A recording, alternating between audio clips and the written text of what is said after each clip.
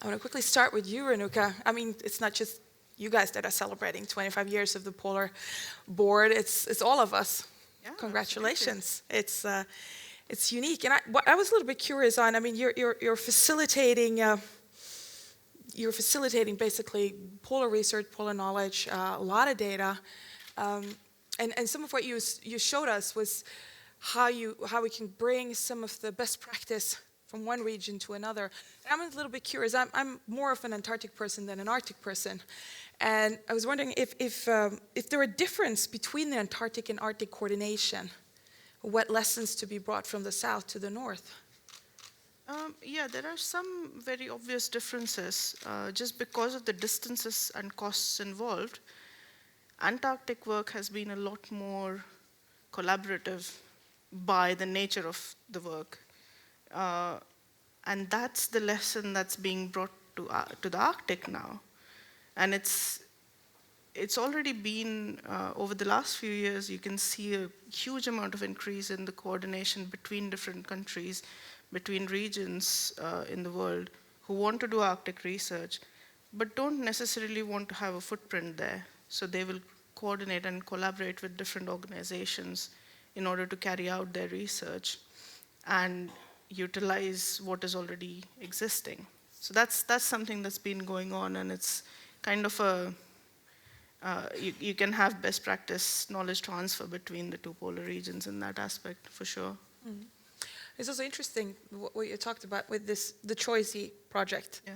Also, basically that could bring best practice to, thinking of especially for the health work that you're doing also, Tracy, that the long-term monitoring of people working in polar conditions could give us some best practice in terms of health aspects. Yeah, absolutely. And I think, I'll let Tracy talk about the local populations, but it definitely helps organizations that have facilities in the polar regions in order to provide for better health for their employees who are based there for long terms, for months on end over winter in complete isolation. And I'm sure that's how a lot of the communities also are. And I'm sure Tracy can... Yeah, I find in all of our work strong threads. I mean, I guess in my talk I used the word wellness, but certainly there are tremendous health implications of the technologies that are being brought to the north, as Florian so ably described, and both positive and negative. So it really behooves us to work in this interdisciplinary way so that we have an eye on those impacts from the beginning. I want to ask you some questions, Oscar, because unlike most scientists, at least in my field, you actually design stuff, you design companies, and you had spin-off, and I'm a little bit curious of the process of design. How do you work with or get input from the research community, and also sort of the broader knowledge community? How do you involve stakeholders when you develop the technology? And is there local knowledge? I'm thinking about we're a whole chain of knowledge that you could utilize in production of all your new tech tools. Yes, it is. Well, first, I think it's important to say we have different innovation arenas. The one we are most into is with the existing industry, governmental agencies, where you very often do incremental changes or improvements, and which is really could also lead to important high quality research. But time to time, actually it's more the researcher themselves that are able to see into the glass ball and to make really disruptive changes. And where I see a huge potential is that where we're able to mix people with different background, then you could, what we call have a unique selling proposition, where you could really make a difference.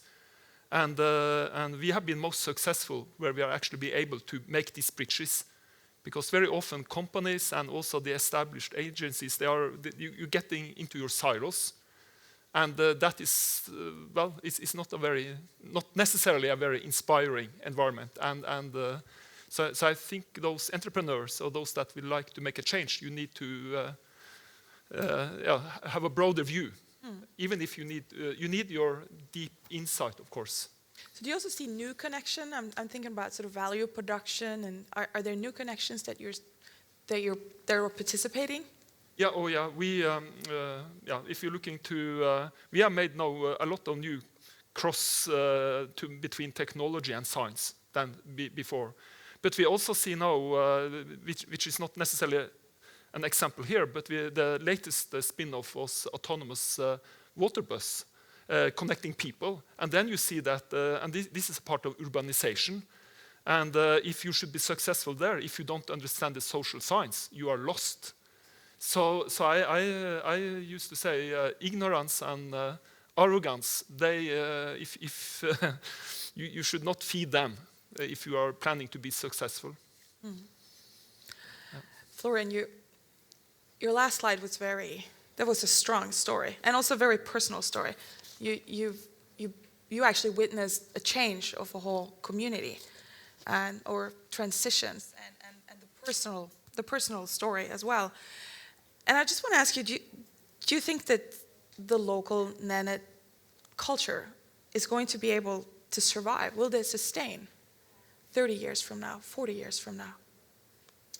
I think it's maybe it's related a lot to what we are talking about here, and I would like to ask a question relating to that to ask you also. But I think so far, like among the indigenous peoples of the Arctic, the Nennets are known to be among the mega resilient people, and the fact that they still have these tens of thousands of nomads migrating with these big herds on the tundra year-round, although there is already a history of 20 years of gas industry, can make one quite confident that in spite of all these disasters, they have an incredible adaptive capacity, and they keep emphasizing, we don't bloody need your help, just leave us in peace. And let us do what we can do best.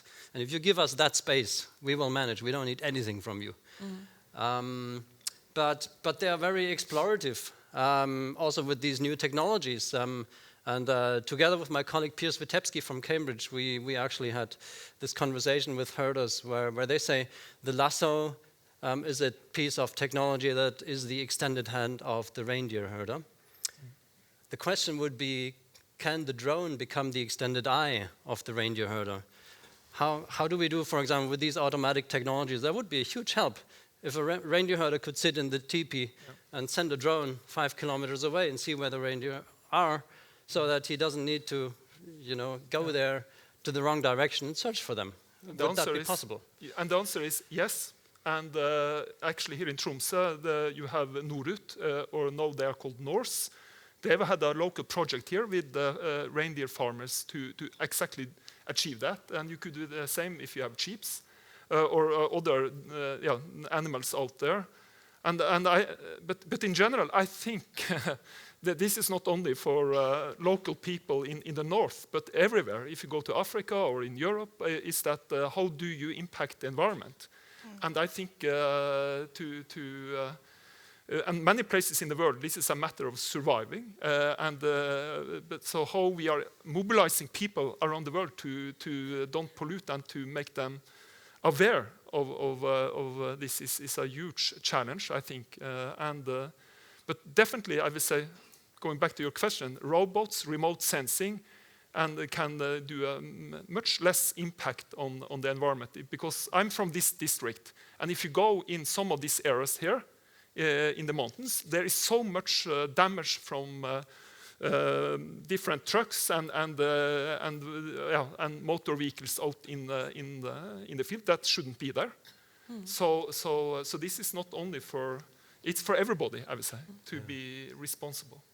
Technology will help you a little bit. Yeah, and this is also, goes in on what you talked about, Renuka, in terms of really protocols for going in to do research, to select and do our Arctic research. But I want to move on to you a little bit, Tracy, and ask you a question, because you're turning our research world a little bit upside down in your examples there. You're doing that total flippant approach where we go from, as you said it, from control replaces consultancy. where the whole lead of a research project is put local, and basically the research council is local. I want to dig in a little bit more in terms of the pros and cons. As a scientist, when I hear about it, I thought, oh shite, we're losing control. But obviously there are clear benefits. Could you elaborate a little bit more on that?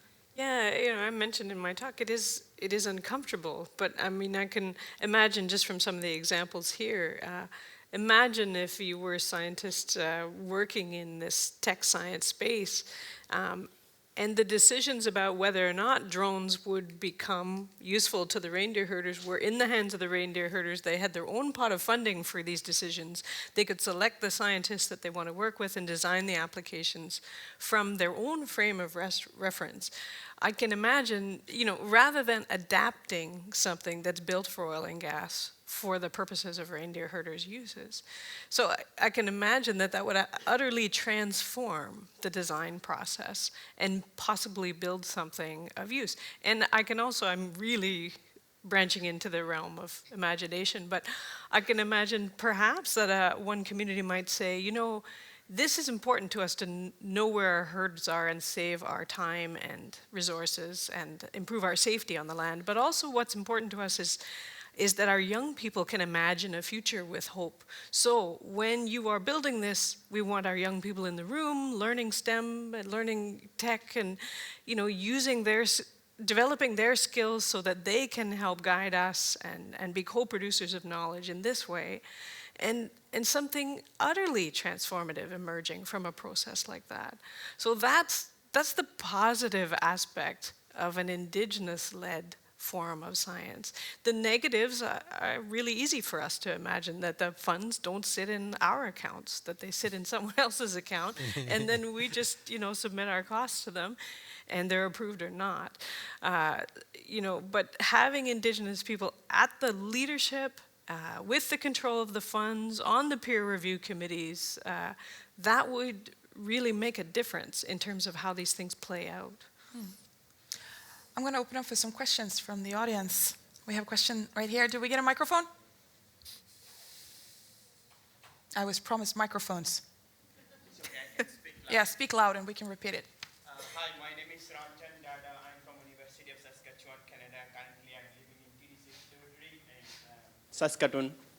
So I can see the very interesting discussion. One, I can see from the stress discussion explanation, what does actually interdisciplinary mean from the community lead, actually how community can be benefited. From your presentation, I also have seen what does the interdisciplinary mean from the Western perspective. So it's two different perspectives. One is led by the community, one is community as a component.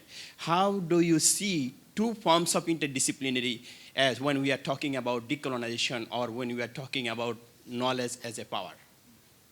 Are you asking me? Both of you. You can start. Oh, thank you.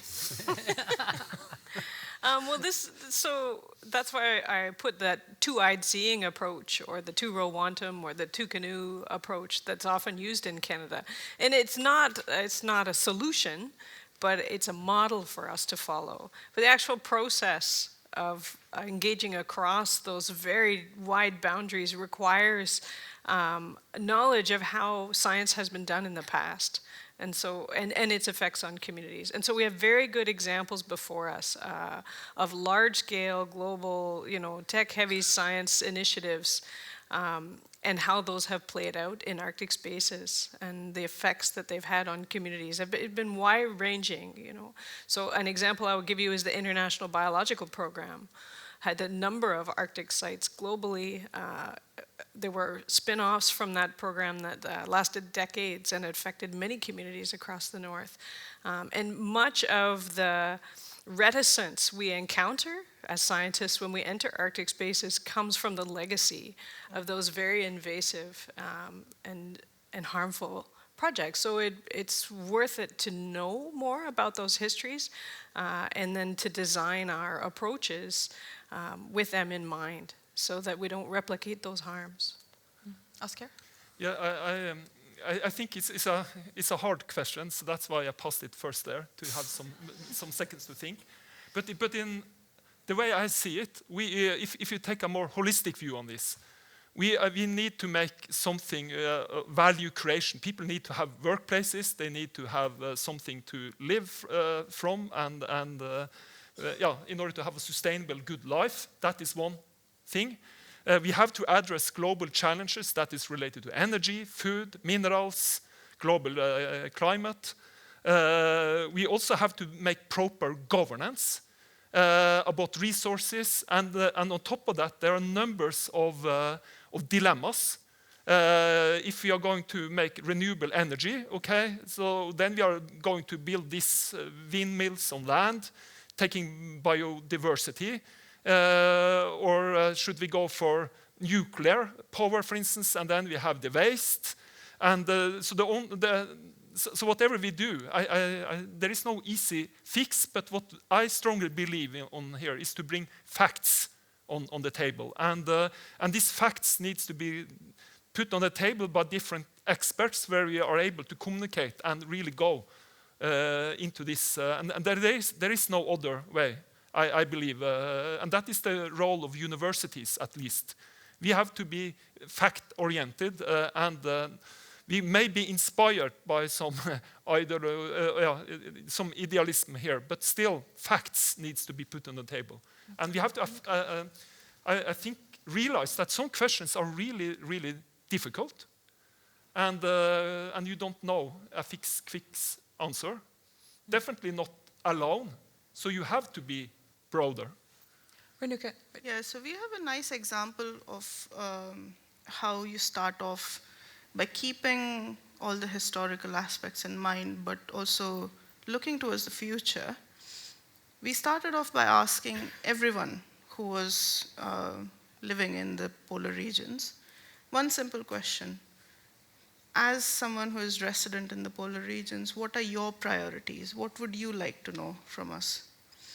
And that formed the basis of the set of white papers that we created. And that's why we had such a lot of policy interest in them, because we had that question form the backbone, the responses to that question form the backbone of those set of white papers that were created. And when you have a strong policy input, you will also expect a good response from everyone. So I think including everyone from the start, but keeping the historical perspectives in mind, but looking towards the future is always a good kind of balance, even in our experience. I'm wondering if it's okay to be a little bit provocative. A lot of our research actually is about that people make decisions not based on facts at all. They make decisions on their perception of the facts. Yeah. Not on what there is, but what they think that there is and what it means for them. And I'm wondering how this works, and that's a question to Tracy in terms of the decolonization of science.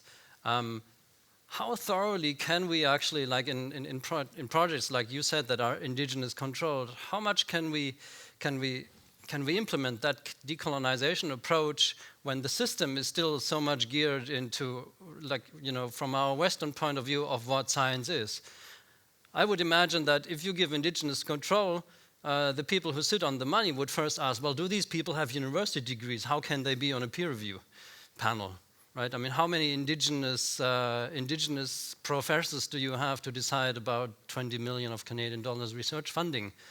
Or is it like that you are that far in Canada that you say, well, somebody from the community can make a decision and we don't care about their formal education? Well, in Canada, we have 3 national funding councils, one for the natural and physical sciences, one for health, and one for the social sciences. And most of my experiences is with the social science or health panels. And I can say quite proudly that in many instances we are that far ahead. So we have community members sit on peer review panels. It's not every time, but certainly on the food security and climate change panel, there were community members who served as peer reviewers on that panel. But it is the job of the scientists who are aware of these issues, and I'm sure you do this yourself, to create that space for their Indigenous colleagues. So if you are asked to serve on a review panel that is relevant to Indigenous people living in Arctic regions, it's your role, I think, to ask how many of my fellow reviewers represent those regions and those Indigenous groups that are involved. And we can create those spaces, and that's another form of allyship that's decolonizing. And I will say that the motivation to do this, I think, lies in all of our hearts, including even, you know, yours, Oscar. Like, I'm confident for it. The fact is that the suicide rate in Arctic regions is among the highest in the world, and that is not unconnected from the science we do and the motivations behind it. That's a fact. That morbidities and the overall and specific mortality rates are very, very high in Arctic communities. And this is not unconnected with issues like high food costs and limited housing, and limited affordability, limited employment. People, you're right, people want good lives and they need to be productive, but in a way that reflects their own experience and their own hopes and aspirations for themselves and their family. So I think as allies and supporters in the scientific world, we need to ensure that those aspirations are reflected in our work. And I see great progress toward that. Okay, I'm going to see if we can have one quick more question from the audience. One right at the back. Yeah, right at the back there. Question, not statement. Hi, I'm Janneke Volk-Andersen from SALT. One aspect that I feel is almost absent from the sustainability debate in the Arctic is waste management. When you bring in goods and technology into the Arctic, are you thinking about the 3 R's? And Oscar, when you are developing all this new fancy technology, are you thinking about the 3 R's in doing so? Yes, we are, and and as was also mentioned here, I think also we as researchers should be aware of that we are going into an environment that may do harm. At least I don't know all scientists, but this is definitely on the agenda. But I think also this technology is in a way giving you opportunity to go in with less impact. You could do more remote sensing. You could go with smaller airplanes. You could have a bigger, I would say, coverage using less resources. So when I said we were going to move commas, one thing to increase data gathering, the other was to increase or reduce cost with 1/10. And cost is very often related to, you could say, waste, energy, and consumption. So in this case, technology is actually helping you to actually have less impact.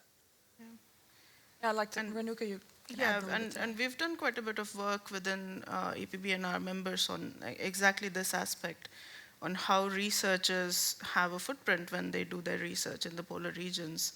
And that's one of the biggest directions that we are aiming towards in the next few months, about how researchers can reduce their own footprint, how research organizations can reduce footprints, and technological developments like how Asagir was talking about are at the forefront of these things.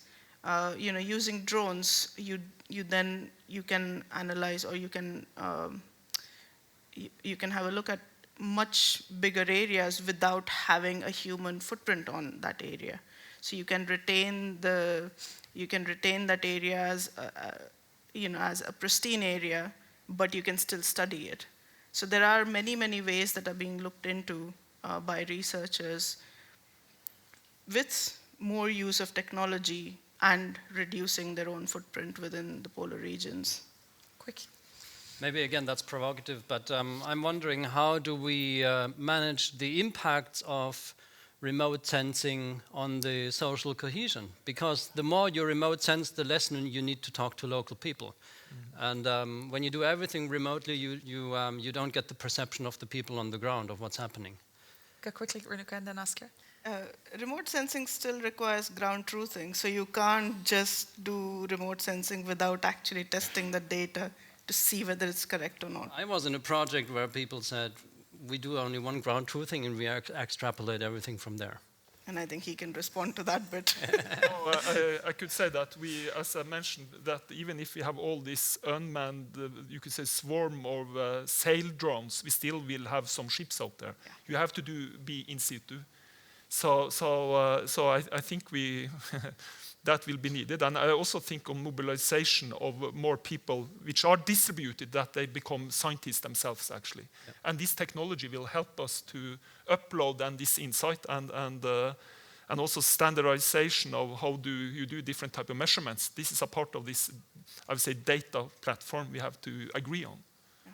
And we have actually an initiative calling the Polar Dream between Norway, Denmark, and some others, where we are trying to set these standards, actually. Yeah. Okay, unfortunately, our time is running out. So from game of drones and reindeer herders at the end of the world to the polar board to health in Arctic Canada, I'd like to thank you very much for your contributions. I could have sat here for another hour and discussed. People in the audience, these guys are going to be around, so you can quickly address them now as they walk down from stage. I have a message from the organizing committee before we break up, and that's to please ask people to upload their PowerPoints during the break at the registration desk, especially those who are planning on presenting after lunch. So please do that.